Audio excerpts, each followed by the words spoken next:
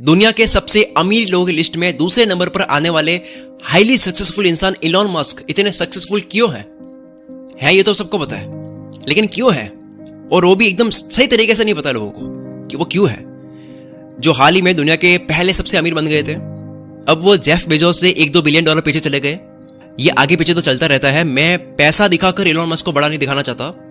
वो जो कर रहे हैं ना, वो जो है, वो दुनिया के सबसे अमीर बनने से कहीं ऊपर है। क्यों इलॉन मस्क ऐसे है कि जब कोई ट्विटर पर ट्वीट करता है कि इलॉन मस्क अब दुनिया के सबसे अमीर आदमी है, तो ट्विटर पे इलॉन मस्क खुद रिस्पॉन्स करते हैं उस ट्वीट का कि कितनी अनोखी बात है, जो भी है काम पर लगते हैं फिर से। आज मैं आपको इलॉन मस्क के बारे में कुछ ऐसी रिसर्च बताने वाला हूं जो आपको नहीं पता, जो आपने कहीं नहीं देखी होगी, जो इलॉन मस्क को दुनिया से काफी अलग बनाती है। पहला है हाईली कॉम्पिटिटिव। इलॉन मस्क इतने ज्यादा कॉम्पिटिटिव है, वो अपना कॉम्पिटिशन किसी के साथ में करना चाहते ही नहीं है। वो हर बार अपने हार्डवर्क से, अपने कॉम्पिटिशन से आगे ही जाना चाहते हैं। एक बार एशली वांस नाम के ऑथर ने अपनी बुक में Elon Musk, Tesla, SpaceX and quest for a fantastic future, इस बुक के लिए ऑथर ने इलॉन मस्क की फर्स्ट वाइफ जस्टिन विल्सन का इंटरव्यू लिया। तब जस्टिन ने बताया कि जब कॉलेज में साथ में थे, तब जस्टिन के 97 ग्रेड आए थे और इलॉन मस्क के 98 आए थे, लेकिन इलॉन मस्क को उसमें भी कंपटीशन लगा।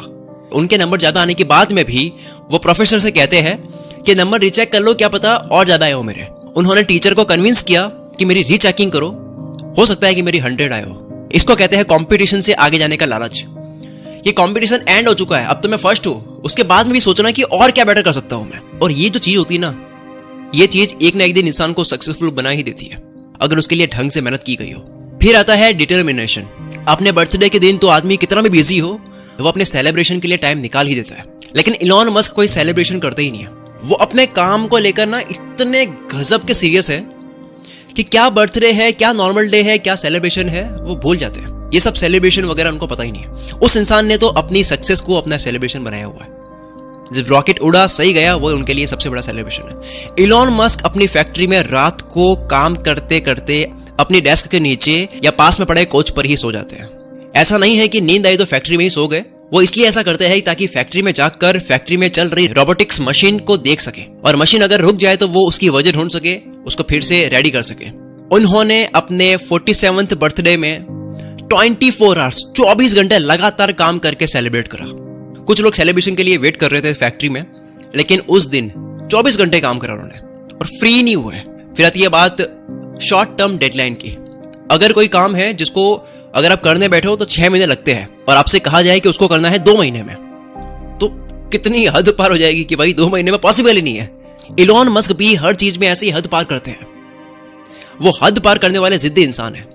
जैसा कि मैंने पहले बताया कि 2018 में उनकी टेस्ला कार की हाई डिमांड की वजह से शॉर्टेज आई, माल कम पड़ रहा था।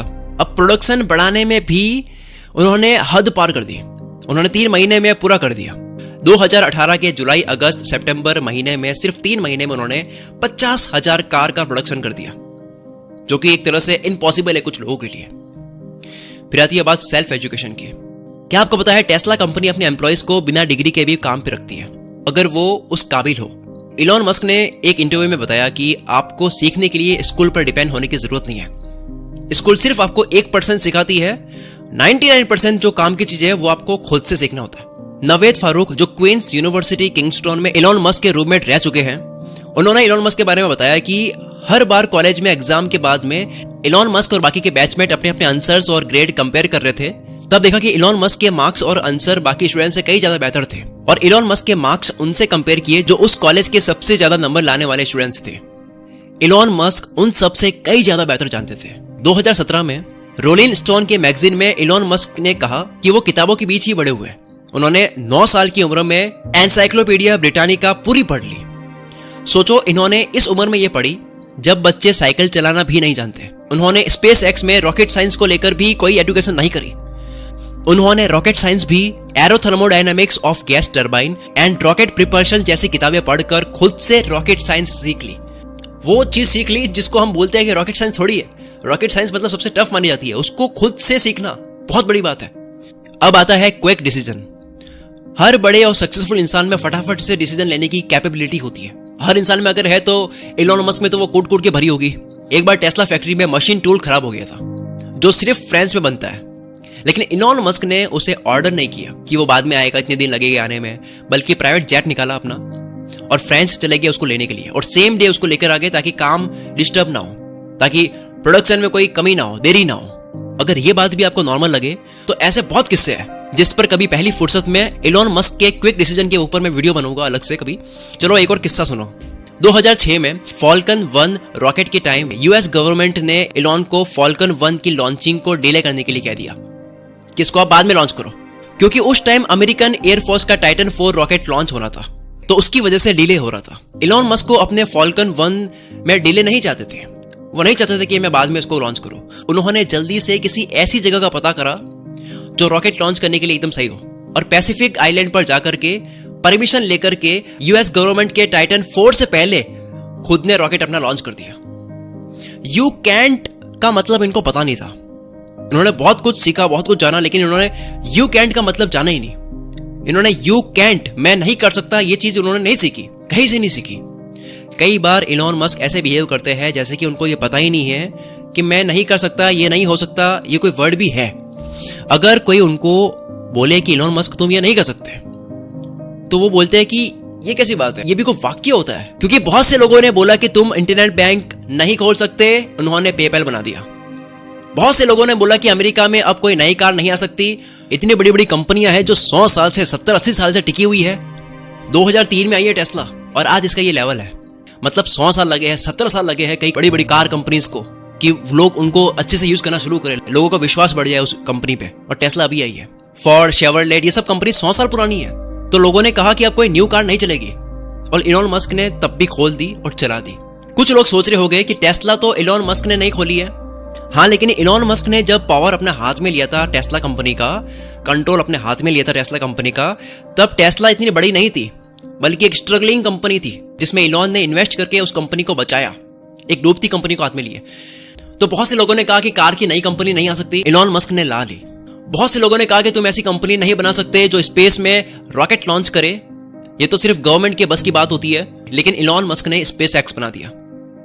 ये सब किस्से जानकर तो लगता है कि इलॉन मस्क को सच में कैंट का मतलब नहीं पता। कस्टमर सेटिस्फैक्शन की बात करते हैं, आप हिल जाओगे कि यार क्या आदमी है ये। क्या आपको पता है टेस्ला कार जब अपने चार्जिंग स्टेशन पर फुली चार्ज होने ही वाली होती है, तब कार ओनर के पास में नोटिफिकेशन आता है, और चार्ज होने पर भी नोटिफिकेशन आता है। नोटिफिकेशन के बाद अगर गाड़ी को अनप्लग नहीं करते हैं तो 1 मिनट का $0.4 चार्ज किया जाता है। ये न्यू पॉलिसी कैसे आई? बैटरी चार्ज होने के बाद भी कार को वहां रखते हैं और अनप्लग नहीं करते हैं तो $0.4 का चार्ज क्यों लगाया जाता है? ये न्यू पॉलिसी कब आई? सुनो, ये पॉलिसी 2016 में आई जब एक कस्टमर ने अपनी फ्रस्ट्रेशन में ट्वीट किया था ट्विटर पे।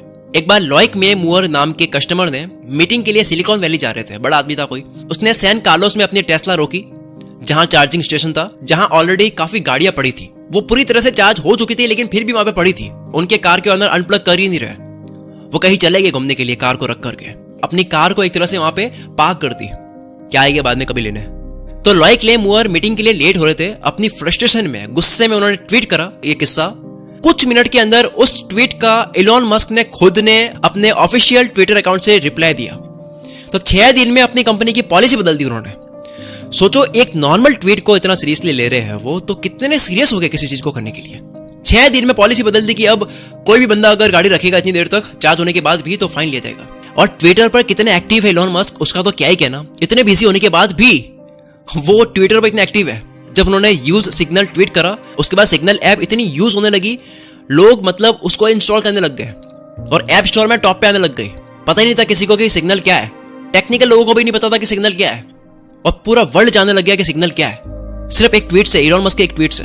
अगर आप भी इलॉन मस्क की तरह जिंदगी में कुछ ना कुछ सीखना चाहते हो तो बुक से अच्छा माध्यम और कोई नहीं हो सकता। दुनिया कितनी ही डिजिटल हो जाए, कितने ही वीडियोस वगैरह बनने लग जाए, लेकिन बुक से आप जो सीख सकते हो वो आप कहीं से नहीं सीख सकते, क्योंकि बुक्स में डिटेल में बात करी जाती है। अभी मैं आपको एक बुक रिकमेंड करने वाला हूं जिसमें वो सारी स्किल्स सिखा रखी है जो एक इंसान के अंदर होनी ही चाहिए अगर उसको जिंदगी में इलॉन मस्क जैसा फुल पावर बनना है, जो स्कूल कॉलेज घरों में नहीं सिखाई जाती है और जो पता होनी बहुत जरूरी है। और ये स्किल्स जो इस बुक में सिखा रखी है वो काफी लोगों को नहीं पता है, इसी वजह से बेरोजगारी इतनी ज्यादा है। इस बुक का नाम है लाइफ मित्र। काश ये बातें 20 की उम्र में पता होती। ये आसान हिंदी भाषा में है। इस बुक के ऑथर ने कुल मित्र सब्सक्राइबर्स के लिए इस बुक की प्राइस केवल 19 रुपए कर दी है। मैं थैंक्स करता हूँ इस बुक के ऑथर को कि मेरे सब्सक्राइबर्स के लिए इसकी प्राइस केवल 19 रुपए कर दी है। इससे 20-30 गुना ज्यादा तो मोबाइल का रिचार्ज होता है।